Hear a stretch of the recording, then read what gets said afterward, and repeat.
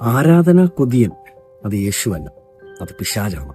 സ്വർഗത്തിൽ ഒത്തിരി ഗ്രൂപ്പുകളുണ്ട് ദൈവത്തെ ആരാധിക്കുന്നത്. അതിലൊരു ദൂതന്മാരുടെ ഗ്രൂപ്പിന്റെ ലീഡറായിരുന്നു ലൂസിഫർ. ദൈവത്തിന് ലഭിക്കുന്ന ആരാധനയും സ്തുതിയും പുകഴ്ചയും ഒക്കെ കണ്ടപ്പോൾ ദൈവത്തിന്റെ സിംഹാസനത്തിന്റെ മുകളിൽ ഞാൻ സിംഹാസനം വയ്ക്കുമെന്ന് ചിന്തിച്ചു.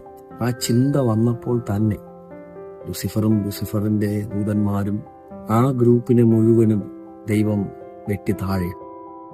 എന്നാൽ ആദാമിന്റെയും ഹവയുടെയും കയ്യിൽ നിന്ന് ദൈവം കൊടുത്ത വാഴുവാനുള്ള അധികാരം, ആ താക്കോലിനെ പിശാച് വഞ്ചനയാൽ ഉപായത്താൽ അവരുടെ കയ്യിൽ നിന്ന് മേടിച്ച് ഈ ലോകത്തിന്റെ പ്രഭുവായി ഒരു സിംഹാസനം വിട്ട് ഇപ്പോൾ ഇവിടെ വാഴുകയാണ്.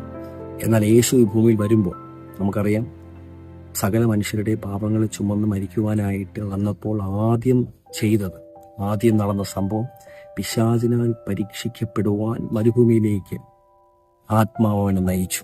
പിശാച് യേശുവിനെ പരീക്ഷിച്ചപ്പോൾ അതിലൊന്നിലിങ്ങനെ പറയുന്നു, ഇതെല്ലാം എനിക്ക് തന്നിരിക്കുന്നു, ഞാനാണ് ഈ ലോകത്തിന്റെ പ്രഭു, നീ എന്നെ വീണ് ഒന്ന് നമസ്കരിച്ചാൽ ഇതെല്ലാം നിനക്ക് തരാം.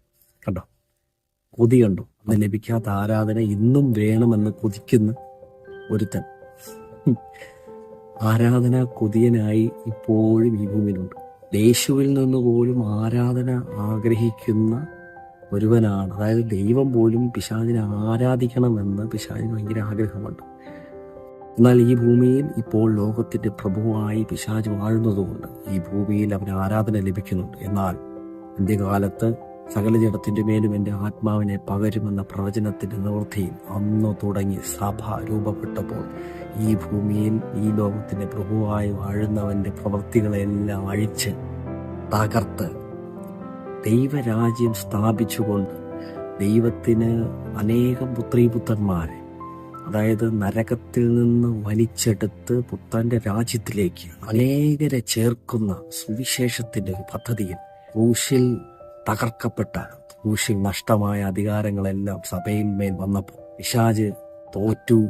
എന്നാൽ അവന്റെ പ്രവൃത്തികളെ നാം ഇപ്പോൾ അയച്ചുകൊണ്ടിരിക്കുകയാണ്. പിശാച് ആരാധന പുതിയനാണ്.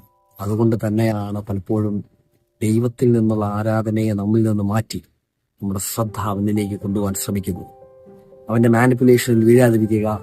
കർത്താവ് നമ്മുടെ കൂടെയുണ്ട്, പരിശുദ്ധാത്മാവ് നമ്മുടെ കൂടെയുണ്ട്. ആരാധന പുതിയനെ തകർത്ത് കളയാം.